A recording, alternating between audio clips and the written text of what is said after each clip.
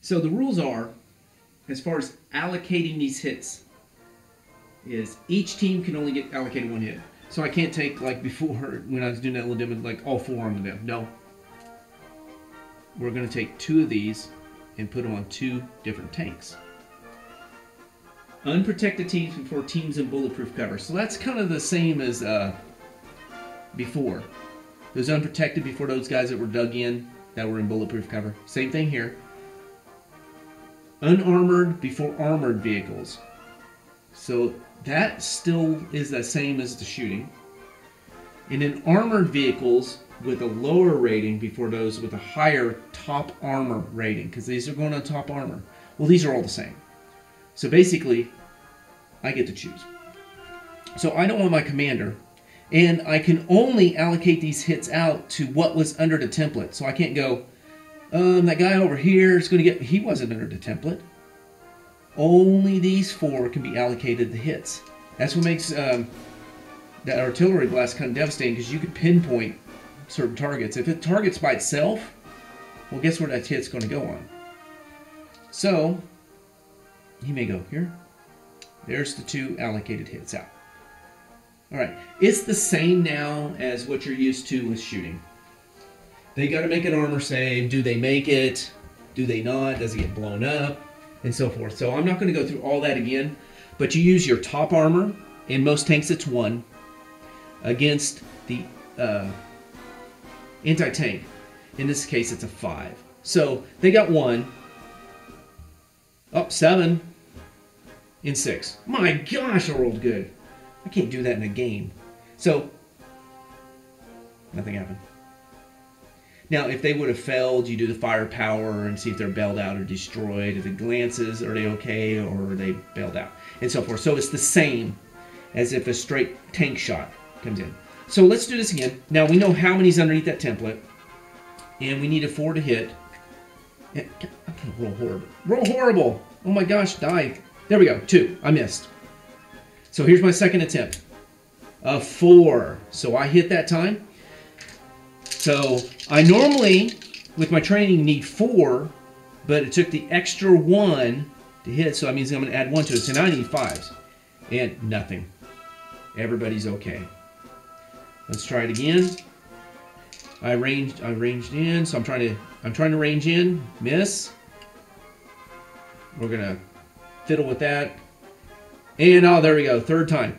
Took 2 extra times, so I'm going to have to add 2. So now I'm looking at 6s to hit. And oh, those would have hit last time, but this time, because it took that 3rd time to range in, failure.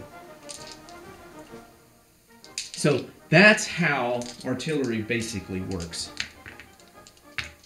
Now, I'm going to do a little bit different here, because I need to show you something, some other situations that may come up. So we've got Pack 40, a Stug, and the King Tiger. And they're all under the template. Well, you know, that's 3 targets, so we roll 3 dice to see if we hit, and we needed 4s, and 2 got hit. It doesn't work that way. If they are in different platoons, which these 3 are in different platoons, they get different dice. So you can roll them separately, or you can just get 3 different dice. Red, white, blue. Red, white, blue. I only hit the Stug. Now, if there was 2 Stugs in there, I'd have to roll 2 white dice. And then, doing the allocation, get to choose. Now, let's say we're going to take King Tiger out and we're looking at these 2. They're in the same platoon. So you would think, oh, roll 2 dice because they're in the same platoon. No, they're different types of teams. This is a gun team, this is a tank team. Even though they're in the same platoon, they're different types of teams. We did roll the Stugs all together because they're tank teams. These, we have to roll separately and did nothing. So, if they're in different platoons, roll separately. Even if they're in the same platoon and are a different type of team, roll separately. Now I'm gonna go back up here for just a minute with this, where we were hitting before. Now, there is a way to combine your artillery, and I'll get to that in just a little bit. that I can combine 2 or more platoons together to make one big, massive. So that's how, like, one of the ways you can get that big, devastating template. But let's say 2 platoons join together in a shooting. 1 platoon's this way, and 1 platoon's that way. What you do is you can look at it and go, do I want that? I'm trying to get it where you can see. Let's see if I can tilt this up just a little bit. I'm pointing to the center of the shooting platoon, the artillery shooting, and then I also can rotate it this way to center on that platoon shooting and see which one gives me the best. Which one do I want to choose? So if I have more than 1 platoon joining in on that one artillery shot, I can decide how that's going to rotate. Do I want to rotate it towards that shooting team or that shooting team? Now if I have a third one and it's off that way, I can check this way too and decide which one's going to give me the most targets underneath the template. So you're allowed to do that. Now, when you are joining platoons together and they have different ratings, like one may be veteran and the other one conscript, you have to take the worst rating. So you're going to have to try to hit these guys as if you were a conscript. Now also, if you have multiple platoons shooting in the one artillery bombardment, if they have different skill ratings, I talked about that, conscript versus like the veteran, you have to take the worst. If they've got 2 different anti-tanks, like one has a 5 and the other one has a 3 anti-tank, you have to take the worst one. If they have different firepowers, one has a 1+ firepower and the other one has a 5+, you have to take the worst one, so a 5+. Now, there is a way to improve those a little bit. You can't improve the skill, but you can improve the firepower or the anti-tank. So how you improve the anti-tank is if at least a third of the weapons firing have a better anti-tank than the others, that's the lower one, you get to add 1. You're just going to get to add 1 to any of these. If the firepower, you're doing your firepower and one is really low and the other's really high, and the really high one is at least a third of the participants in that artillery bombardment, you can increase that worst firepower by 1. So you can. So be careful when you're combining that you don't really mess up your really good guns. Unless, you know, you really just want a really big template like the devastating one, you can do that. Okay, now that artillery did have a staff team because I want to talk about this ranged in. So I'm going to put the ranged in. So they ranged in on this tank. So they're done with their turn. I'm done. The enemy, my opponent takes their turn. They've gone through all their steps. It's my turn again, and we're back to the shooting. Well, you know what? Since I had a staff team, and that staff team is still alive, my one that's spotted can still see this. That artillery still wants to shoot this target. Well, you know what? I don't roll those dice to try to range in now. I'm automatically ranged in. That's one of the things that staff team, I talked about that, how they help you. It's called time on target. No, it's hit them with everything you got, not time on target. Hit them with everything you got. So I don't have to range in again here. I'm already ranged in. So this is like, boom, I get to put the template down. And it counts as if I did it the first time, so there's no +1 to hit. So if they don't move, I'm going to hit them again. If they do move, like that one moved out, but these stay, I still center on that where I ranged in it. Even though he moved, I still center on that. So that's one of the nice things about having a staff team, that when you range in, you put your marker down, and then on your next turn, you can hit that same spot, and you don't have to roll to range in, you're automatically, and you're rolling to hit. I'm going to move the camera, I think. Yeah, for these next things, I'm going to move the camera back. So I'm going to shut it off, and I'll just put it over there. So hold on. There's one thing I did forget to mention. There's really, when you're trying to hit the enemy, and remember conscript, I think it starts like at 5. You're using your, you've ranged in, so you're using your number to try to hit. If it goes over 6, normally you can't shoot. Because remember, and I talked about that in the shooting, if it went over 6, it comes to 7, you can't, it's an impossible shot. There is no impossible hit in artillery. If you ranged in, you possibly hit the opponent. So if the 2 hit number goes over 6, it goes to 7, 8, 9, whatever, you just need a 6 to hit them. So that's a little different than the shooting. So that's not the range, that's to hit. Alright, this next part is going to be about some of the saves you're going to have to do, depending upon who gets hit. I already talked about the tanks, and it's just like any other type of shooting, except you're going to use the top armor, and they're going to try to beat your anti-tank, and if they don't, or if they glance, you do a firepower test. So what I'm going to do is move this here and tilt this down, because we're going to talk about a few other teams here. Okay, one of them is, you got this tank, do it like this. Okay, we got this, yeah, it'd be better to hear. Alright, so, hold on for just a second here, because I'm having technical difficulties with my little stand. There we go.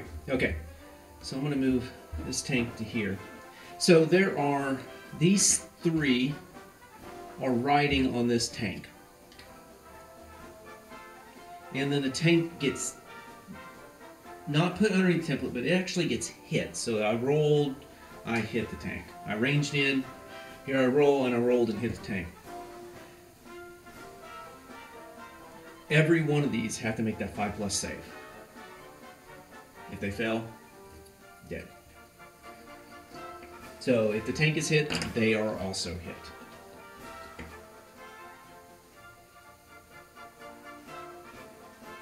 Now, if you're in a building, so we got a building here, and we got a team in the building, and we got this team in the building, and this team in the building. When you put the template over it, who's under that template? Doesn't matter how many floors, who's under that template. That's who could be hit. And let's see. Friendly fire. If I fire my template at the, let me get some bad guys over here. So I'm firing at these Germans, centering it on it, and I got my US here, and oh, you know what? They're underneath the template. They possibly got hit too. You still roll to hit them also. It's friendly fire. So you possibly could hit your own people. So you can always take the template out there and check and stuff like that, see if you want to do just shot. Okay, if you get hit just once, 1 or more times, the unit becomes pinned. It isn't 5 hits this time, it's 1 hit. So again, that goes with infantry, gun teams, and unarmored vehicles. Hit just once, you are pinned. Alright, now, saves. I've talked about one about guys on the tank. So, let's go through a few of these. Armored vehicles. Even open topped. As long as it doesn't have those dashes. So armored vehicles, use the top armor, normal save rules, and then they have to take firepower and so forth, destroy you and all that. So, I'm not going to go through all that again. So, just use your top armor against their anti-tank. Unarmored vehicles. Unarmored vehicles, they have dashes across the armor. They get a 5+ save. So this is sounding very similar to regular shooting as far as how saves go. It's just a different way of hitting the target and how many you hit. So they got 5+. And again, if they are reconnaissance, including motorcycle reconnaissance, independent teams, or a warrior, they got a 3+ save. Okay, gun saves, including machine guns, man-packed, they're all gun teams. Guess what? It's 5+. Same as any other shooting. If they're going to ground, 3+. However, smoke never counts for that. So smoke, which I'll get to, I talked a little bit about smoke, we're going to get to smoke, gives you gone to ground, but it does not count, does not give you a better save. Alright, so that's gun teams. Infantry. Bet you can't guess what their save is. 3+. Alright, bulletproof cover. That's where I talk about with a gun team and you know, like their gun shield, and if they fail, you have to do a firepower test. If they're dug in, kind of like that. Okay, so bulletproof cover, if it's linear, it does not provide bulletproof cover against artillery because they're coming up over it and behind it, not through it. Other bulletproof covers do, such as dug in, entrenchments, buildings. So it's just that linear bulletproof cover will have no effect. So if you're behind a fence that gives you bulletproof cover, doesn't help you against artillery. And if you are in the bulletproof cover, they will need a firepower test to actually take you out. So if this infantry rolls, and oh, I didn't, but let's say he rolls a 2, well, that artillery bombardment came in, it's got a 4+ firepower, and it rolled a 3, so they're still alive. There it is, 5, now they're dead. So, if you're in bulletproof cover, not linear, they still have to do a firepower test, just like to destroy a tank. Alright, so I talked about passengers. Okay, passengers in armored transports. You roll, if it's an armored, you roll save as usual. If it gets bailed out, they automatically remount back in. This is artillery shot. They remount back in, and it's no longer bailed out. If you destroy an armored transport, though, now this isn't talking about tank riders, this is talking about an actual armored transport. If you destroy it, so now, boom, failed their armor. They did not beat the anti-tank, so now the firepower came in, destroyed. So now that's destroyed. Everybody in that vehicle, guess what? Save they have to make. Yeah, 5. And they dismount under fire. And unlike regular shooting, they do become pinned. Because remember, armored vehicles, when they dismount under fire, don't become pinned. They do with artillery, though. Alright, unarmored transport. There we go. Unarmored transport. If hit, again, this is just like usual shooting. If hit, it doesn't matter if you destroy it or not. If you hit it, not ranged in, remember that's different than hitting. If you hit, all passengers need to make a 5+ save. If they don't, they're gone. And if there's no passengers left, this is sent to the rear. There's no reason for it to be on the table. Now, if it's destroyed and they make their save, dismount under fire, and guess what? Yes, they are pinned. So it sounds like artillery pins you down a lot. One hit, you're pinned down. Armored transport. Normally you wouldn't be pinned down, but this time you are if it's destroyed and you dismount under fire. Okay, passengers in tank. I talked about that. It's the same as these. If it gets hit, they have to do their save. No firepower test needed because they're out in the open. They dismount under fire, and guess what? They are pinned. So any of those, they are pinned with artillery. All right. So we are basically done with just the basics of artillery. What we're going to head to now is smoke. Because we had like that smoke bombardment that some artilleries can do. And then we also have direct fire smoke, like Sherman's can do it. And we also saw, like, with these guns, they have a direct fire smoke, and then they have a smoke bombardment. And the smoke bombardment's the one that you have to do as the very first thing you're going to do in your shooting step if you're going to shoot that, if you want to have smoke bombardment.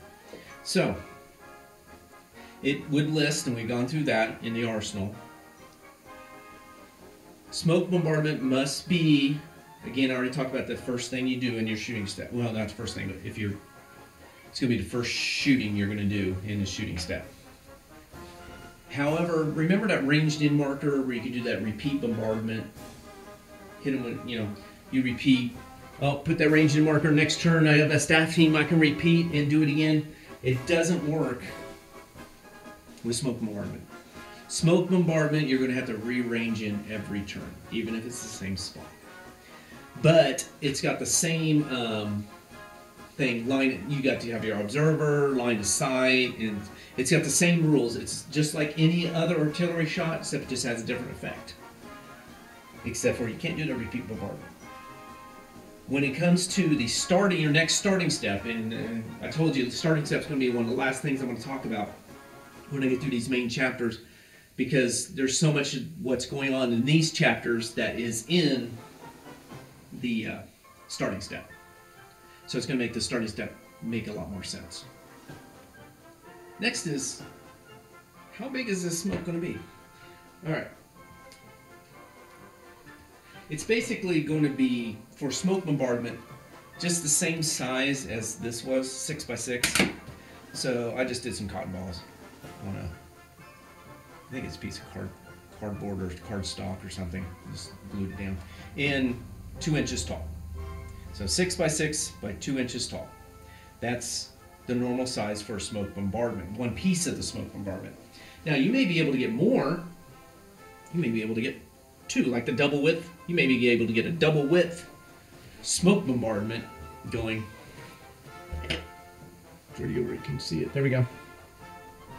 But also, this is about as close as they get to a devastating is 3. So we're talking 1.5 feet, because this is 6 inches, 6 inches, 6 inches. So we're talking 18 inches there. All right, so how much smoke do we put down? It, again, just like when you're shooting artillery, how many pieces you shoot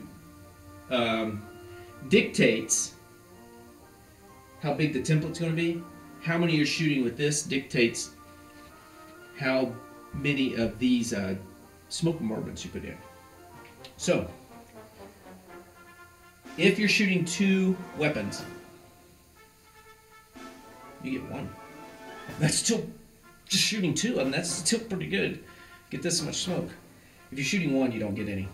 Just not enough. If you're shooting 3 to 5, you can do 2.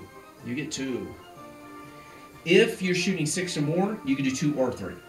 That's what the book said, 2 or 3. So it looks like it's your choice. So 2 weapons give you 1. 3 to 5 gives you 2. 6 or more gives you 2 or 3. Now you do it. You pick your aiming point, and so what I'm going to do is I'm going to take the camera. I'm going to turn the camera off, and I'm going to take it back over there to show you how this is going to work. All right, with smoke bombardment, and I'm going to throw these down here. With smoke bombardment, there is a thing with wind direction.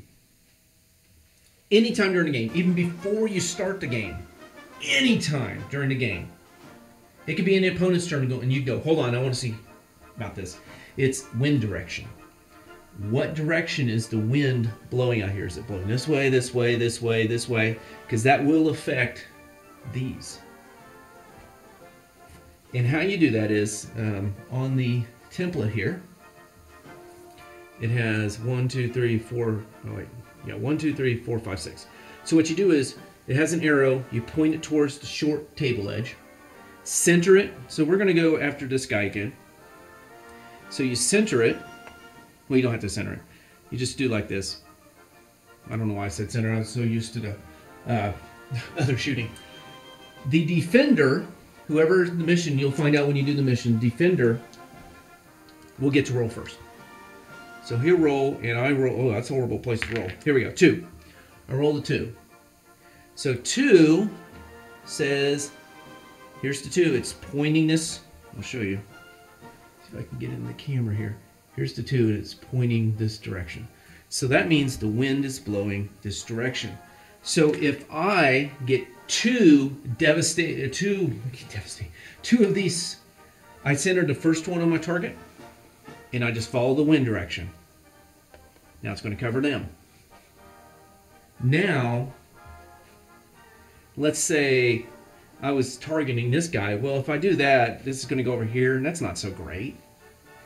You know, there's nobody really over here. I want to cover that if this was my target. So the defender rolled that and went that way, and the attacker goes, ooh, I don't like that. The attacker can re-roll that die, but has to keep what he rolls. So in this case, a 6. So now the wind direction's going that way. So this was our target. And I'm going to actually turn it the way it's going.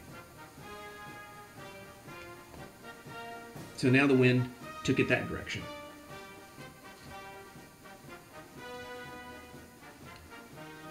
Now you may be wondering, well, if I could blow them up, why would I throw smoke on them? Or I have a chance to blow them up, why would I throw smoke on them?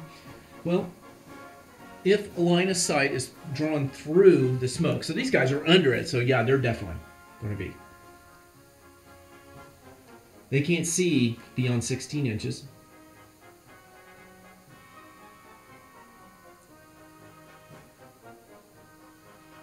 Anybody they shoot at is concealed and gone to ground. They're not really, but they're considered concealed and gone to ground versus they're shooting. And you get no gone to ground defensive fire if you're shooting through smoke for defensive fire. However, anybody shooting at them, they're concealed and gone to ground. So you're like, oh, that really sucks. I want to shoot them. Well, if you want to do this smoke bombardment, again, it has to be your first shot. There's no choice. You do have another choice, and that is direct fire smoke, and I talked about that. And that is just like any other shooting. Like a tank shot. The artillery had it. Most of your tanks, well, not most, a lot of the American tanks do, have smoke for direct fire. And so what would happen is, let's see if I can get this on the screen here. Okay, so I have this Easy 8, and let's pretend this, not really this one, but let's pretend it can't even punch through this armor. This armor is just too tough, and it's this as far as it can move. There's just no way. And it's like, this thing's just going to blow me up. Well, it does have one weapon, and that's direct fire smoke. You roll to hit as usual. If you moved, rate of fire dropped, and all that. If you hit, you get to put one of those down in front of it, and it gives you the same effect. You put it in front of them, it gives you the same effect as this. Devastate, as the smoke bombardment, but it's a little smaller. It just goes in front of them, so it may block, like this one's trying to hit this. Well, it's going to give this concealment and gone to ground against this. Same thing here. It's too harder to hit him now. If this thing wants a better shot, it's going to have to move. Well, guess what? Its rate of fire is going to drop. So there is this type of smoke.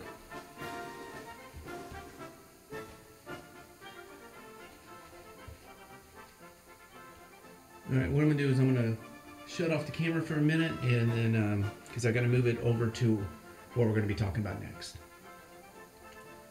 All right, next thing I want to talk about is rocket launchers, and these Calliopes are rocket launchers.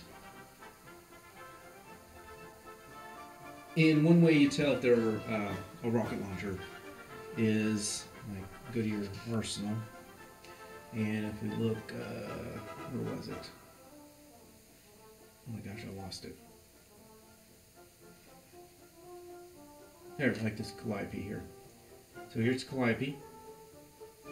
Go across and it says rocket launcher right there. So that's how you can tell. It'll tell you again in your arsenal. So these calliopes are rocket launchers. And rocket launchers have some special rules. They shoot just like artillery, but they don't get that penalty of ranging in on the second and third shot. Or, ranging in on that second. So remember, if you range in, it took 2 tries, you add the 1. If you range in, it took you the 3rd try, you add 2 to your 2-hit roll. It doesn't do this with rockets. So you could roll, technically, just roll 3 dice and see if you do hit. Now, there are some big rocket batteries. The same thing applies as how big your template's going to be. If you're going to use the regular artillery template or the double width or the devastating. But there are a few, you don't get the choices like you did. They basically tell you you're going to use this one. So once you get up to 6 to 8 rocket teams, you have to use the double width template and no rerolls. And then when you get to 9 to 13 rockets, you have to use the devastating template.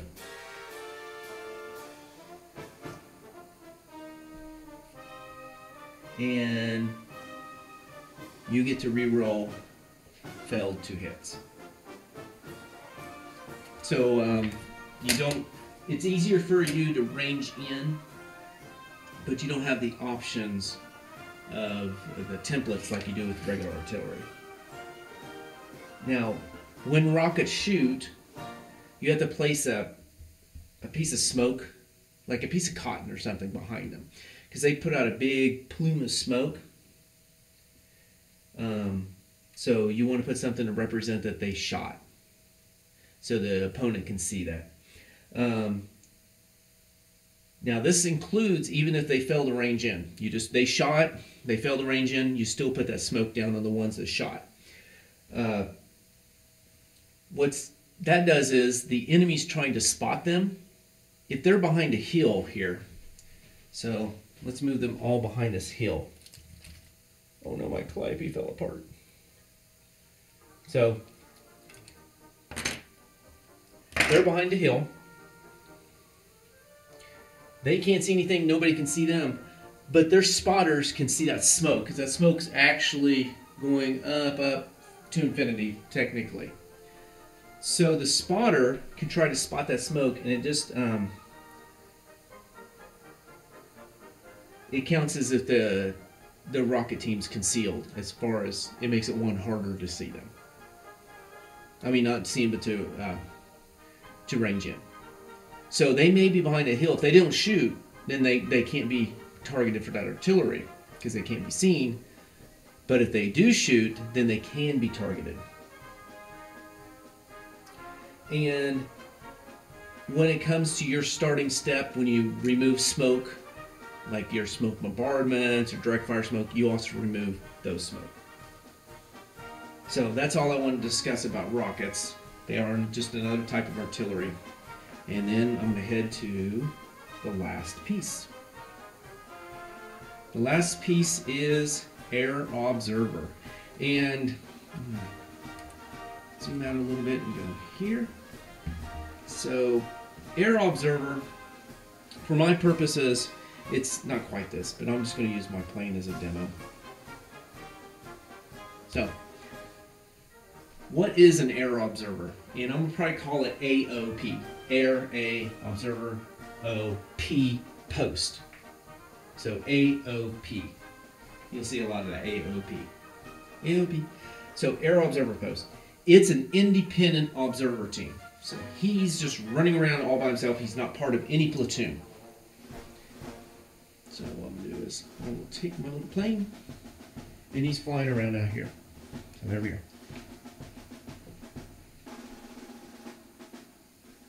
Now, he never joins anybody, and nobody can join him. He's just He's his own little world. Now, he is only considered an aircraft when being shot at, or a fighter interception. And I'll get more into fighter interception. It's a really simple rule. I'll get more into fighter interception when we get to aircraft. But you can fighter intercept the AOP. The opponent can. You don't intercept it, but your own AOP. And the opponent can shoot your AOP. If they've got one, you can shoot at it. And if you've got an airplane, you can try to intercept, to destroy it. It carries no weapons, so it can't shoot, it can't assault, and it cannot be assaulted. So basically, it's just kind of here. The only way to destroy it is a fighter intercept or to shoot at it. But it does none of that. And if there's night fighting rules, it can't operate at night. So if you're using dawn rules and dawn comes, first turn, dawn comes, he appears. If it goes to night fighting, it was daytime and it goes to night fighting like dusk, and you go to night, it's removed for the rest of the game because they do not fly at night. Now, there's no movement, so you don't go get your tape measure and go, okay, it can fly to, here. No, it can start here, it can go clear back here, it can go way over there, over here. You can put it wherever you want. But you can't, like, stop on top of a building. Can't stop on top of your own people. Can't stop on top of linear terrain, as usual. And I believe the rule is now with airplanes is they can't be within like 2 inches of a building. Now, this does have one rule that normally you can't do. It can go within 2 inches of any enemy team, and any enemy team can go within 2 inches of it. So it kind of has that little, it's a little bit different acting. So you're probably wondering, okay, it can fly wherever it wants, that's great. It's flying around, people can't assault it, they can shoot at it, they can try to take it out and fight or intercept, but it has no weapon, so why in the world would I want one? Well, this is an observer.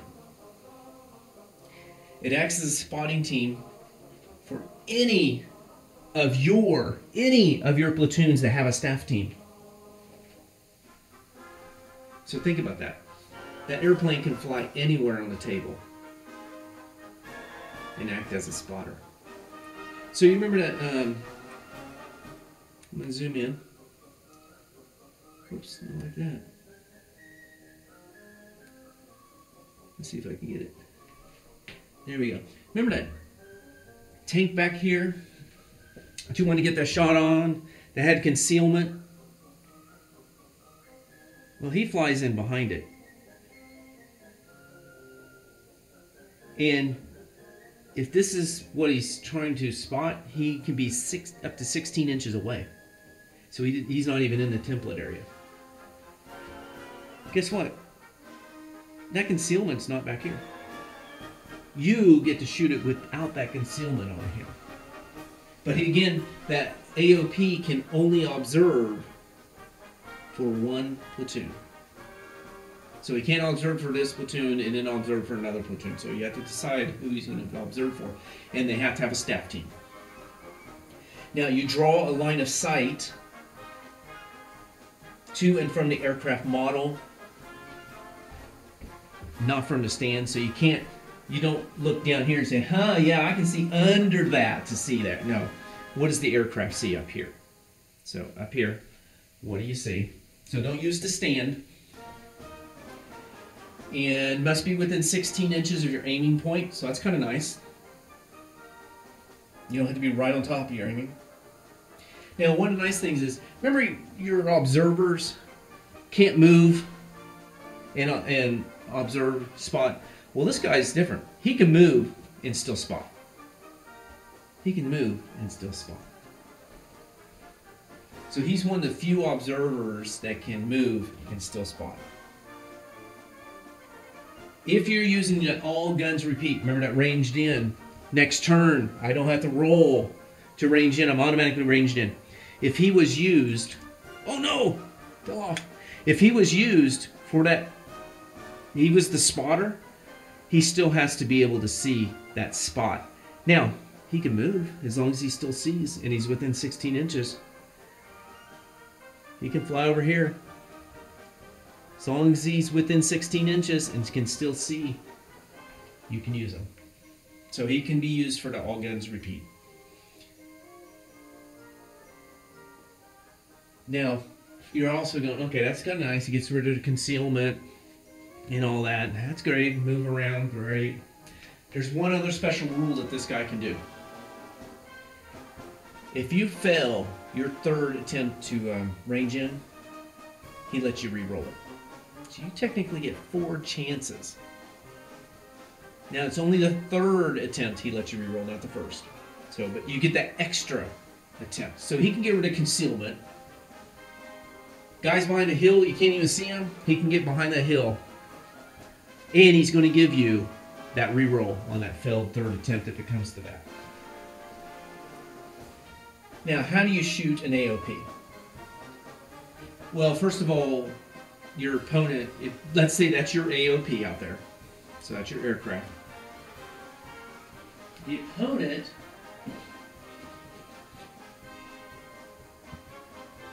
has to have their own aircraft that they bought for their company. If they don't have their own aircraft, they can't. Well, that's the intercept. I'm getting ahead of myself. So they want to shoot. You have to have certain weapons, and again, go to your arsenal and it'll tell you if you have these or not. So only those with anti-aircraft, heavy anti-aircraft, or self-defense anti-aircraft attribute can fire. And again, it'll tell you. Now, you'll never see self-defense anti-aircraft. What those are AA machine guns.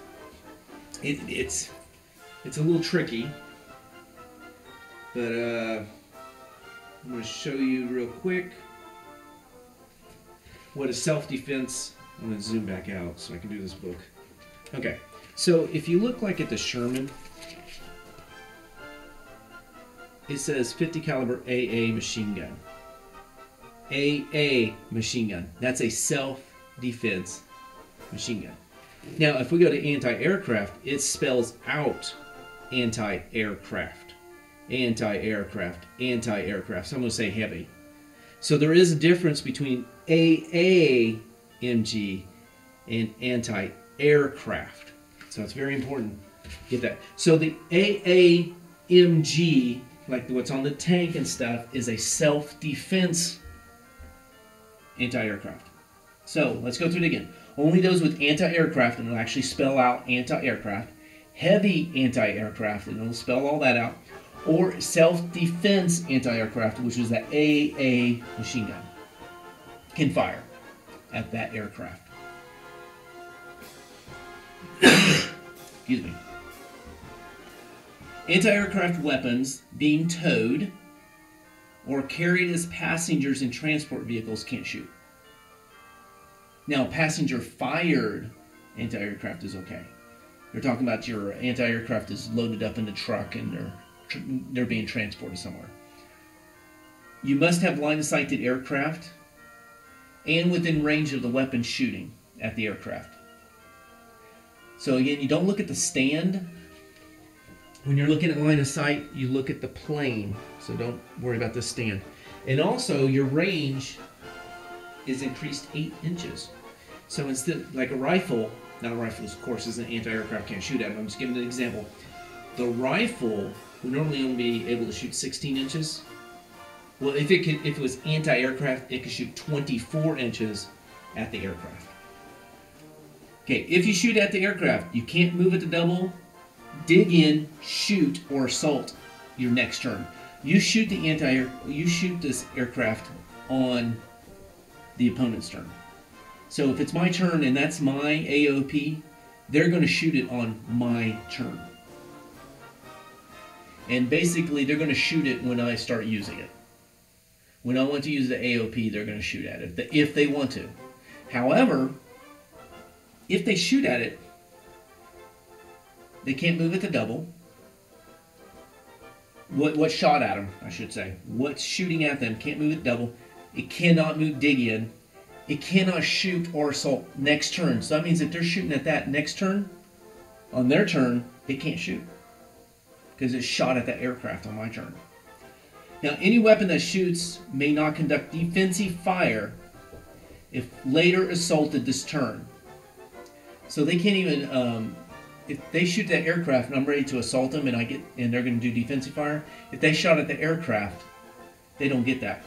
However, self-defense anti-aircraft weapons, such as the AAMG, that were found on like those tanks, they still get to conduct the defensive fire. So they're the one that does get to still do defensive fire even if they shoot. Now, even if not a target of the AOP. Now, so I'm trying to spot this, and then there he is, the King Tiger is not part of this, but he's got let's say he's got some anti-aircraft on here, weapon. Normally, self-defense anti-aircraft weapons can only shoot if they're, like the AAMG can only shoot if you're a target of the airplane. Well, with this, even though I'm spotting this has an AAMG, it can still shoot at the plane. There's just a little special rule that if you have an AAMG, you cannot shoot at a plane unless you are under the template, or the platoon you are with is under the template. However, he's got a little special rule that anybody in range can shoot at him. Anybody in range that can see him and is in range of their weapons can shoot at him.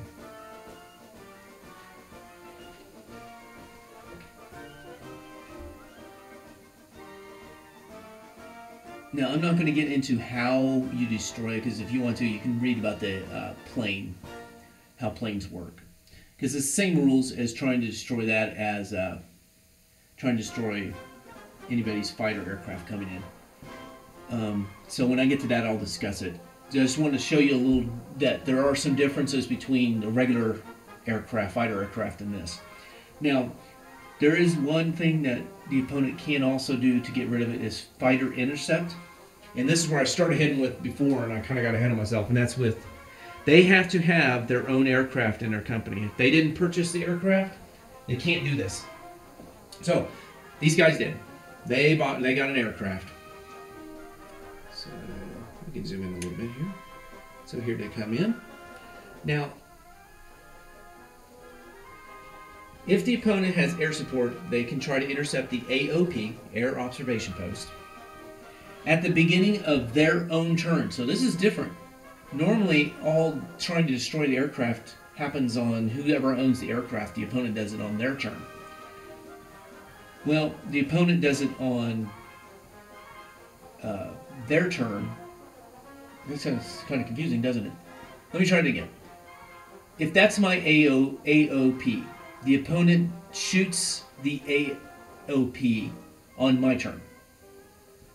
However, fighter intercept happens on not my turn, but the opponent's turn, because they're trying to get rid of my AOP. And you just basically roll for fighter intercept, and what happens is you get so many dice to try to bring an aircraft in. Like you may roll 5 dice, you may have 3 dice, you may have 7, you may have 1.